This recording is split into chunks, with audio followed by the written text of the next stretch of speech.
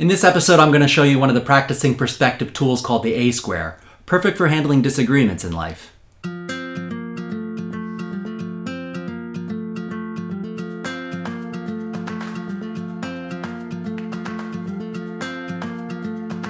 Hi, this is Dan Schuck at Glass Half Question. How do you handle it when you disagree with someone? Or how about when they disagree with you? In the last episode, I was talking about why there are so many more disagreements now than there used to be.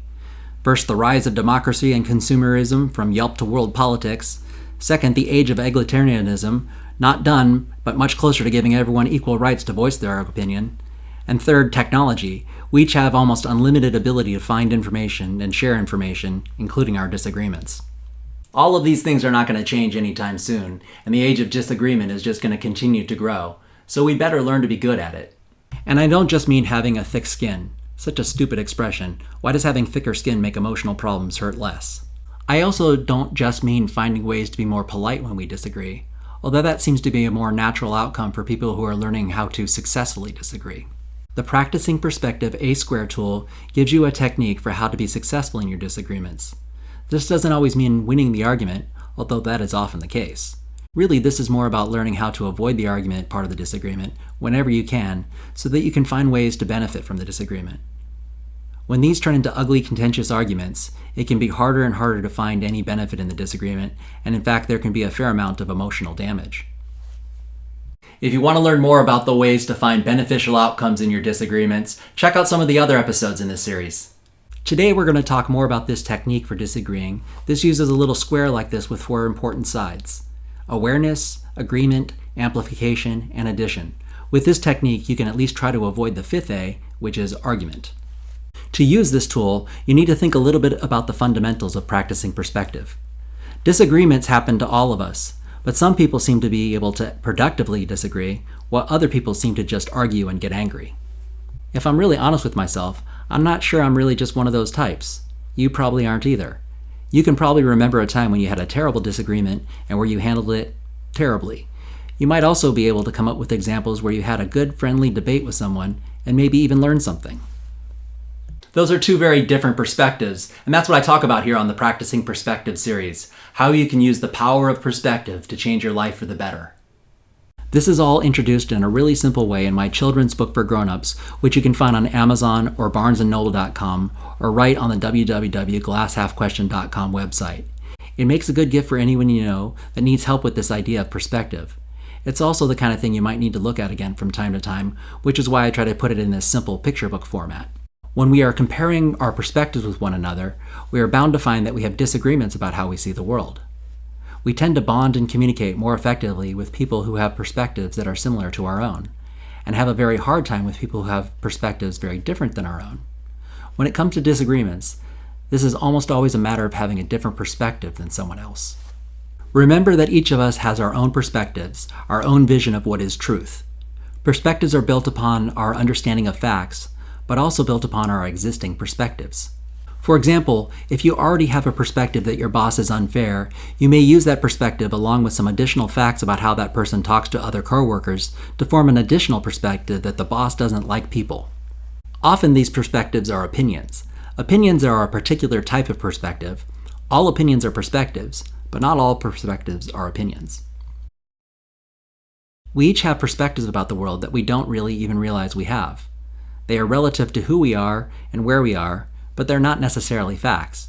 They are the way we see the world. Because we aren't often even aware of these perspectives, we human beings have a way of tripping up on the facts around us and our own perspectives to form our own little version of truth, and each of us therefore carries a slightly different picture of what is true as we go about life. This is where biases and misunderstandings creep into our lives. An opinion is a type of perspective that we know is a perspective and we claim stake to as our own opinions. We usually take ownership of our opinions and have pride in them. Our opinions about politics is a really good example of this. Definitely a perspective that we choose and support and are very aware of. Now think about the kinds of disagreements you have with others that don't seem to bother you or the other person that much. With most disagreements, we're not really comparing opinions, we're just comparing perspectives. Let's watch a movie this evening. I'm tired tonight, I'm going to bed early. I'd like spaghetti for dinner. I don't want to have spaghetti. This football game is exciting. I never learned the rules of football, and it's too violent for me. Some of these perspectives, especially once we name and claim them, will turn into opinions. A perspective like, I like spaghetti versus I don't like spaghetti, can easily turn into an opinion that spaghetti is bad or spaghetti is good. The disagreement changes tenor slightly when we go from I like spaghetti versus I don't like spaghetti, isn't that interesting, to spaghetti is bad versus spaghetti is good. How can you say that? Still, this is not likely to be a huge argument, like if we were talking about politics or religion here, which I'm not. Spaghetti is good is a good example of a low investment opinion, and our disagreement with someone who holds another opinion about something like this will probably, in and of itself, not create a contentious argument, unless the person who likes spaghetti is trying to convince the person who does not to have it for dinner. But when we have more investment in the opinion, when it's something we care more deeply about because we believe it's more important or impactful, those disagreements can become contentious. This investment I'm talking about is usually an emotional investment. We put our feelings into these opinions and care for those opinions almost like they are our children. Sometimes the investment is more physical. We might have invested our time or even invested money into supporting our opinion. The more we have invested in our opinion, emotional or otherwise, the more we will feel compelled to defend it. We are more susceptible to our biases. You'll remember that story about the 1951 Princeton-Dartmouth football game where psychologists determined that fans from each side really believed they'd seen different games. This kind of perceptual distortion is kind of inherent in life, and it's important to know that it's a real thing. You probably have some biases, and the person you are disagreeing with also has some biases. So with that in mind, remembering that we have our own perspectives and biases, both you and the person you are disagreeing with, you can use the ASquare Practicing Perspective tool to handle any disagreement. The first side is awareness, and to do this you need to be reflective about both the other person and yourself. Are you comparing perspectives or opinions? What kind of emotional investment do you think the other person has in this topic? What kind of emotional investment do you have in this topic? Do you know all the facts and do you believe the other person knows the same facts? Do you know and can you imagine the other person's perspective? Can you imagine any gaps in your understanding of their perspective? Do they understand your perspective? This first A is a big important step, and you need to practice this so that you can learn to do it quickly. That's a lot of questions to think about before you move on to the next of the A's, and this can be hard to do when you're already talking with the person. It's not impossible to do, it just takes some practice. One trick that helps for doing this is to imagine that you are the author of a story about yourself and the other party. What would a third party see and say about both characters? Remember that even the villains in stories have a perspective, and the best of them believe that they themselves are the hero. So try to imagine being the author or the filmmaker writing about both characters where each believes their own truth. Now, using that fresh, polished awareness you just built, the next step to disagreeing successfully is to agree. Wait, what? Let me explain. In this step, you are picking out something, anything in the other person's perspective, and agreeing with that one thing. It might be a common fact that you both agree about. It might be that you can agree on some part of their perspective or even respect a part of their argument. You really shouldn't fake this part. Don't pretend to agree with something they say or this just won't work. Now, before you voice your agreement with whatever part of their side you have chosen to agree with, the next step is to amplify.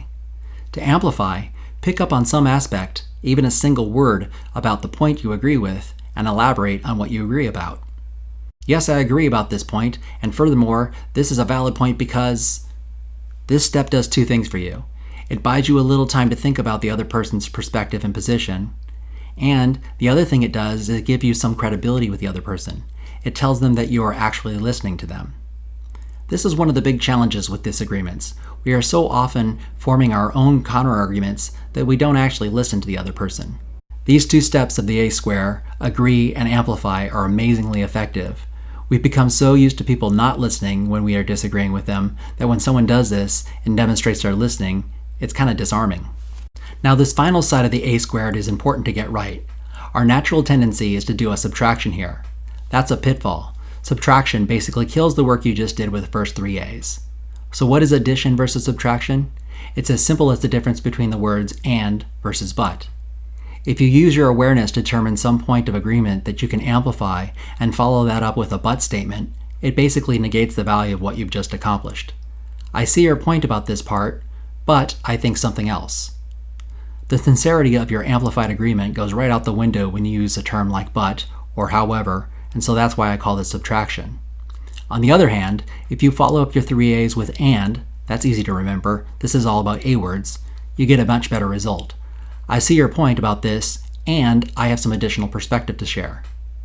You can also say at the same time as a phrase instead of and. So that's the ASquare tool, one of your tools in the Practicing Perspective Toolkit. This technique seems to open up the dialogue and at least leads to a more polite disagreement than an argument. Remembering to use the 4 A's, awareness, agreement, amplification, and addition, is a great technique for handling disagreements.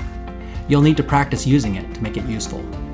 I'll cover more about how you can practice using the ASquare tool in the next episode, and also how you can combine using this tool with one of the other tools in your Practicing Perspective Toolkit, the empathy triangle, to even further succeed at disagreeing.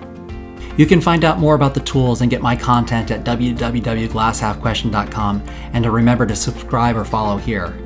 And I'll see you in another episode of Practicing Perspective.